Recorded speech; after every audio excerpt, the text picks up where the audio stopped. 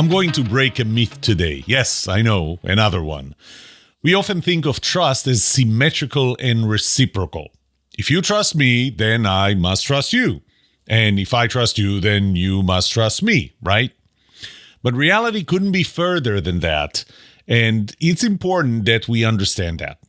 One of my 8 laws of trust law number 4, states that trust is asymmetrical. In this episode, I will discuss the asymmetry of trust.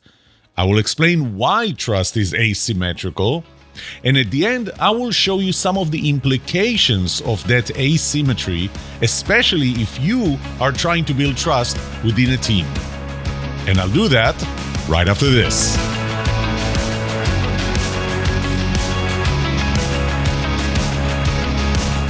Welcome to The Trust Show. I'm Yoram Solomon, your host, the author of the Book of Trust, and facilitator of the Trust Habits Workshop. My mission is simple. I want to help you form habits that build your trustworthiness, because the answer to this question will have the biggest impact on your personal and professional success or failure. Can I trust you?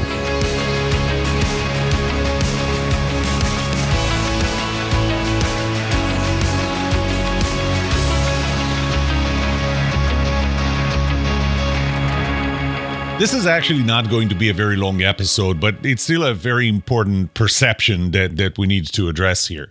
And I'm going to start with talking about the 8th law of trust, and that's that trust is a two-person game.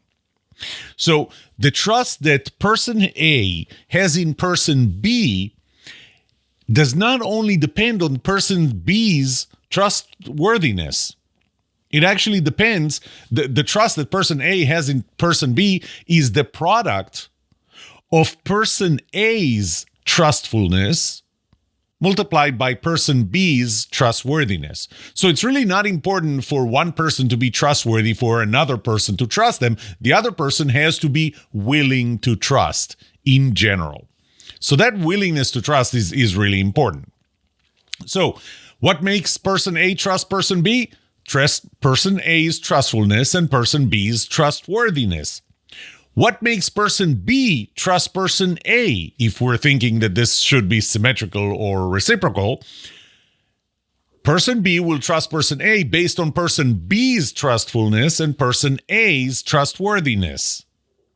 You notice that for these two directions of trust, from A to B and from B to A, there are 4 completely different variables.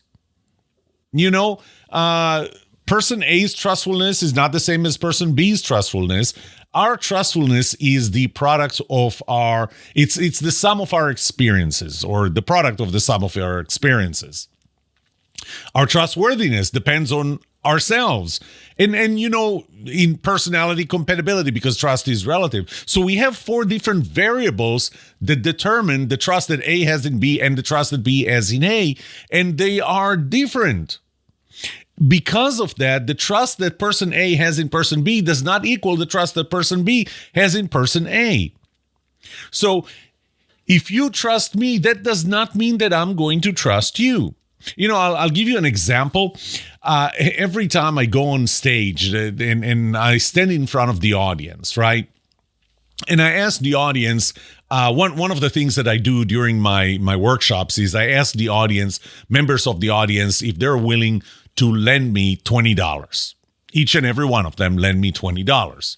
And I ask them, how many of you are willing to do that? Well, typically, a lot of people raise their hands, if not all of them. And I typically joke when I see all hands go up that half the people are willing to lend me $20. The other half just doesn't want the first half to know that they're not willing to lend me $20, because it makes them look bad. But that's not the point. The point is that the audience, when I go on stage, they already know things about me. Remember, my trustworthiness is made of who I am and what I do. And even before I go on stage, they already know more things about me than I know about them individually. I mean, I may know things about them as a group, but not individually. But they know things about me individually. They read things about me during the introduction. They already heard that I wrote so many books and that I did this and I did that. Plus, trust is transferable, trust law number 5. So they already trust the organization that brought me to deliver the keynote address to them. So they have a level of trust in me from the moment, even before I got on stage. Now, I am on stage and I've been talking for the last 5-10 minutes, and they can relate to what I say. And now we're getting into the what I do during the interaction with them, which is I deliver certain things that make them trust me more. But I still don't know anything about each and every one of them individually. So while they are willing to lend me $20 because I reached a certain threshold that allows them to do that, if any one of them came to me and asked me for $20, it's a completely different set of considerations. I don't trust them because I don't know them as much as they know me. They haven't interacted with me. Nobody ever told me that I can trust them, like the meeting organizers told them that they can trust me by listening to me and spending time with me. So it is not symmetrical. Trust is not symmetrical. The fact that one person trusts another person doesn't mean that the other person should trust the first person. Okay? I'm going to go into that. I'm going to explain why sometimes it's asymmetrical for another reason, and that's personality compatibility. Let's talk about personality compatibility. That's the one of the components of the who you are before an interaction even starts. One of the components of my relative trust model. So, one of the examples that I give again in my workshops, in my keynotes, is I ask if you want to be trusted by everyone. And you may want to be trusted by everyone, but you're also realistic. You know that you're not going to be trusted by everyone. And, there are some components of personality compatibility that are absolute and universal, like telling the truth, for example. But there are components that are not absolute and universal, that do not have an absolute good or an absolute bad. Take procrastination, for example. Do procrastinators trust non-procrastinators? Well, typically they do. But does that mean that non-procrastinators should trust procrastinators? Well, they typically don't. And the reason they don't is because procrastinators drive them crazy. They get too close to the deadline. The non-procrastinators, when there is a dependency on a procrastinator, they feel stressed. They don't believe the procrastinator would actually finish on time. Maybe they'll finish on time, but they won't do a good job at it. There are many reasons why a non-procrastinator will not trust a procrastinator. And it's asymmetrical. Same with risk-taking. Some people are risk takers. Some people are risk averse. Which one is good? Well, they're both good and they're both bad equally. There is no absolute good or bad here. I'm a risk taker. Someone who is risk averse will not trust me because they consider me to be reckless and irresponsible and taking risks that we shouldn't. And simply because my risk tolerance level is different than theirs. And maybe the level of trust that I have in myself or in other people or in God or anything else is higher than theirs. And for that reason, I feel comfortable enough with a certain level of risk that they don't. So does the fact that I trust them mean that they have to trust me? No. Now, some people like to be on time, some people don't.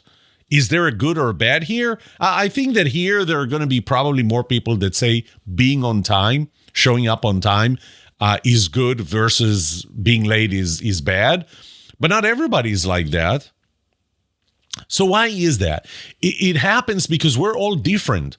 We're different in our DNA. We're different in where we were born, in how we grew up, in where we grew up, in where we live, where we work, where we went to school.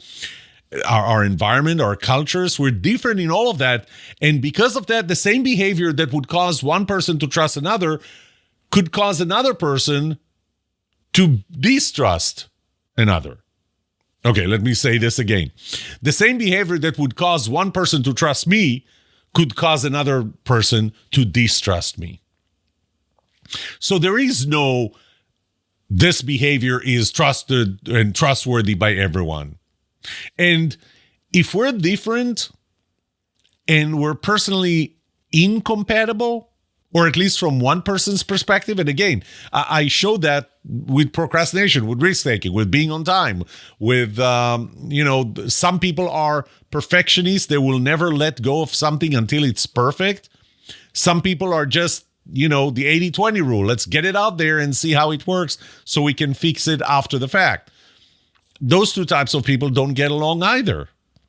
So this is another reason. The fact that we're different, the fact that we're different in things that are not necessarily good or bad would cause that same asymmetry, which means that if you trust me, it doesn't mean that I have to trust you or that I trust you. And if I trust you, it doesn't mean that you have to trust me. But there is a caveat to that.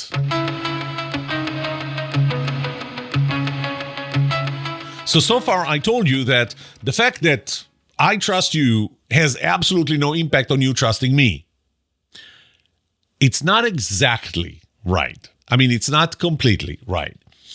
As we start working together, we start building a cycle, and it is kind of a reciprocal cycle. So I'm going to give you an example. I'm your boss, you're my employee, and I give you autonomy because I trust you. You don't trust me yet. You're going to be really afraid of making mistakes. You're going to be afraid of trying things and failing, because you don't know how I'm going to react. So you don't trust me. But I do trust you, and I give you autonomy. And then you fail in something, because every now and then we all fail.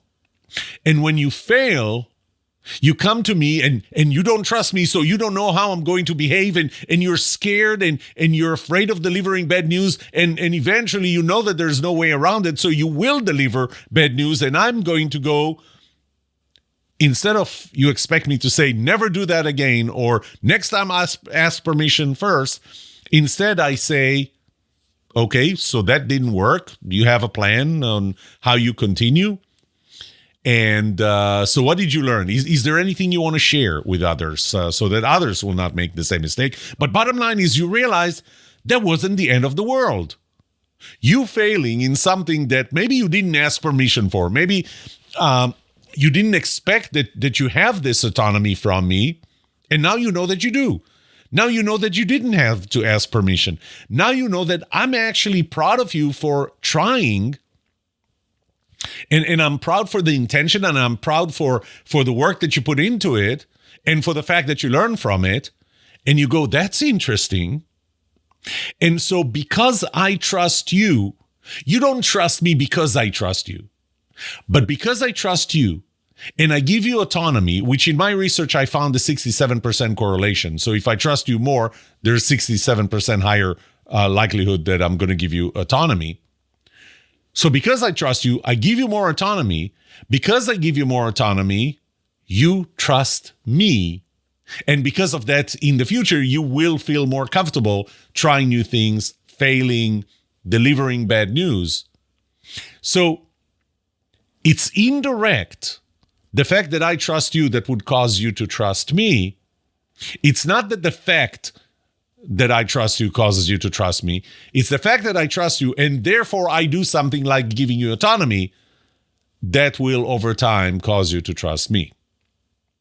There is it's not one-to-one, it's not 100% correlation, but there is some impact. It's not completely detached. Let me try another example.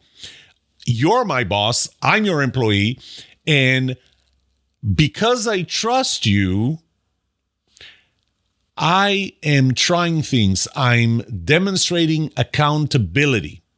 You may not trust me initially, but when you see that because I trust you, I act with accountability as opposed to with CYA, because of that, you are starting to trust me.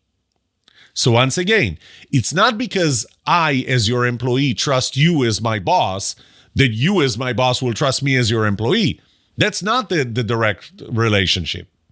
It's because I trust you as my boss, and I demonstrate it by being accountable to what I do, by trying things, that it will cause you to trust me.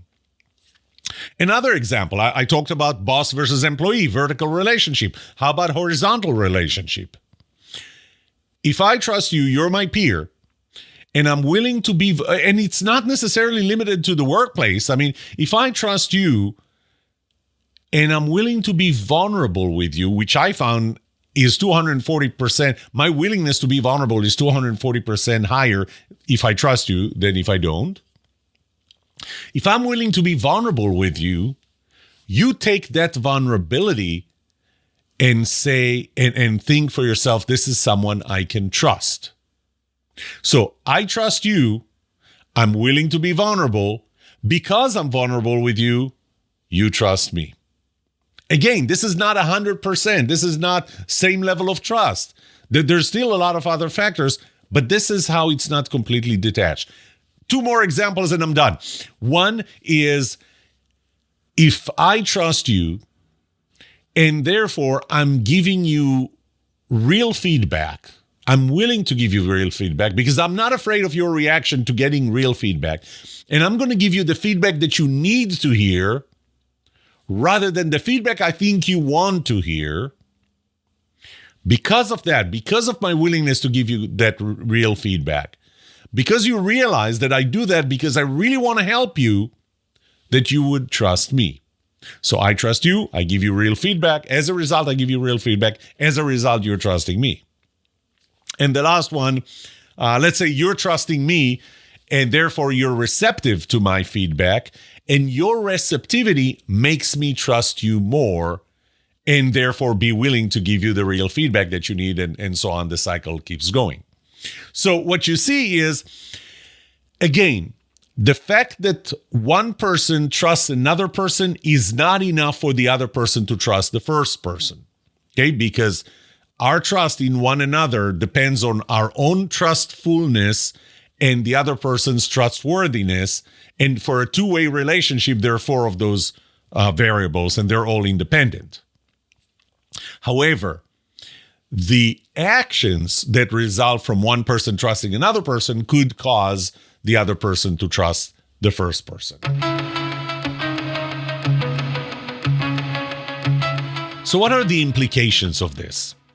You know, when we talk about teams, for example, we talk about the level of trust in the team. And the first thing that I'm going to say is there is the thing that's called the bad apple phenomena, and that's the one person that cannot be trusted and therefore limits the entire level of trust in a team. So let's say that, there's a team of the three of us. We've all worked together for a very long time. We all trust each other. We've established a high level of trust. Then a fourth person is added to the team.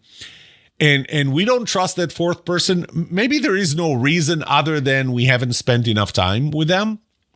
But because of that, the level of, let's say, vulnerability that depends on the level of trust, our level of vulnerability, the three of us, goes down until we can trust that other person when that other person is here. But here's an important thing. No matter what, between every two people, there are two independent levels of trust. Just as I said before, it's asymmetrical. It's not reciprocal. So it's person A trusts person B to a certain level, person B trusts person A to another level.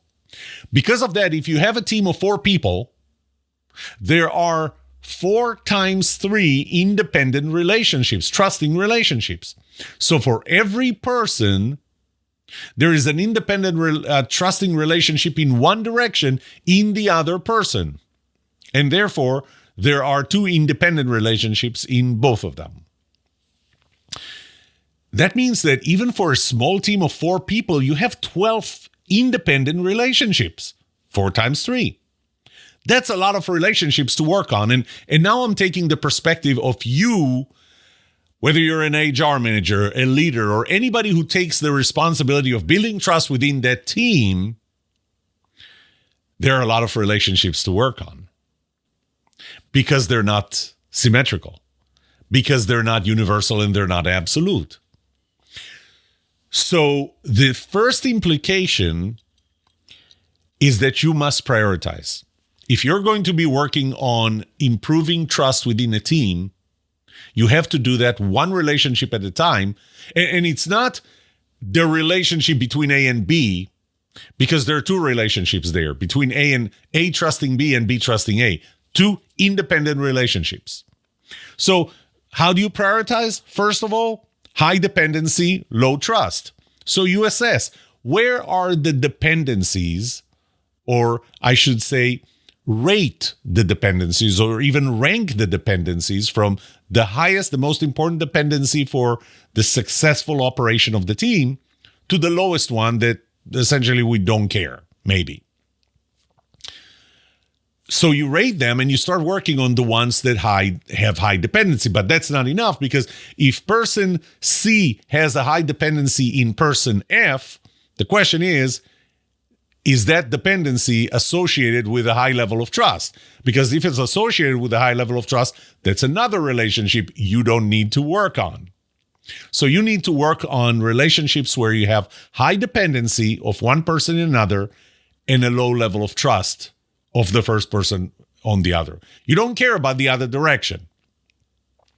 If person A depends on person B for the team to be successful, you only care about whether person A trusts person B and not about whether person B trusts person A, because maybe there is no dependency there. Dependencies don't have to be reciprocal. If A depends on B, doesn't mean that B depends on A. So that's another thing to keep in mind. So the other thing is, you may want to look especially for cases in which a certain person is not trusted enough by many other people in the team. So let's say one of the things you're going to find out as you start looking and assessing the level of trust, you're going to find that person C is not trusted by pretty much everyone else on the team. Well, we have an issue here, and maybe that should help you prioritize person C. Okay, or the trustworthiness of person C. One good thing about this is that the odds are that changes in a person like this, or any person's trustworthiness, will likely affect other relationships. So if there is something that person C does that causes everybody to not trust them, or trust them less than they should or could, then maybe if you fix that thing, you will affect a lot of relationships in which person C has to be trusted. Maybe not all of them. Remember, the same behavior that would cause one person to trust you could cause another person to distrust you. Maybe not all of them. But if you find a person in a team that has low trustworthiness as viewed by all the others, and you can find that it all tracks to that one thing, maybe working on that one thing can improve trust with interest. Now, in order to change something, and we need to remember that there has to be enough motivation, willingness, and capacity to change. So if you identified something that needs to change in one person, then you have to make sure that they're motivated enough, whether it's intrinsically or extrinsically, whether they're willing to change, and whether they have the capacity to change. Some things are very, very hard to change. They're too ingrained. Some things are easy to change, but we don't have the willingness. So as long as you have the motivation, the willingness, and the capacity to change, that's how you change things. Now, I talked about what happens, or I asked you to identify people who have low trustworthiness as viewed by multiple others, but I want you to look at the opposite as well, and that is cases where one person rates the trustworthiness of everybody else as very low or relatively low compared to how others rate the same person's, the same people's trustworthiness. Because again, since the level of trust that we have in another person is the product of our own trustfulness and their trustworthiness, maybe it's not so much an issue of their trustworthiness as it is an issue of that person's trustfulness. And the way you want to work with this person is work on helping them be more trustful. Help them trust a little ahead of the other person's trustworthiness. Final thing is just know when to give up. You're not going to be able to fix everything. You're not going to be able to fix every relationship within a team. And if a certain relationship cannot be fixed, and there is a high dependency there, you are going to have a dysfunctional team. If you let it go as is, keep that person in that team, you are making a conscious decision to sacrifice, to compromise the team's performance and you know, the team's joy, the team's fun in work, their creativity, their productivity. You sacrifice all of that because you're willing to accept that a relationship that has a high dependency has low trust. But if you cannot fix that trust because either there's not enough motivation, not enough willingness, or not enough capacity to change what causes that relationship to have low trust, frankly, you need to know when to give up and remove a person from a team. And that's a very hard decision to make, I know. But not making that decision is a decision to compromise and sacrifice team performance, creativity, fun, and everything else. So, in summary, I told you this is a relatively shorter, I should say, episode. Trust is asymmetrical. It's not reciprocal in the way that if I trust you, you trust me. Forget the if I trust you, you will trust me or you must trust me. And forget if you trust me, I must trust you. I don't. My trust in you is the product of my trustfulness, your trustworthiness. Your trust in me is the product of your trustfulness, my trustworthiness. Those are four independent variables that don't depend in one another. You need to recognize that it's asymmetrical. You need to realize that between every two people, there are two independent trusting relationships.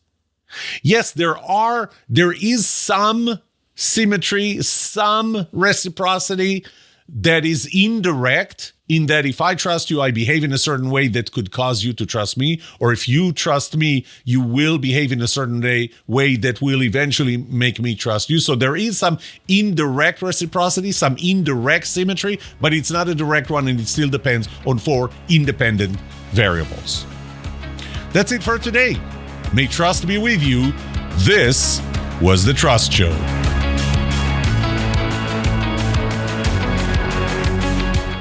What would you like to know about trust and trustworthiness? Let me know and I'll answer it in a future episode. I would love to hear from you.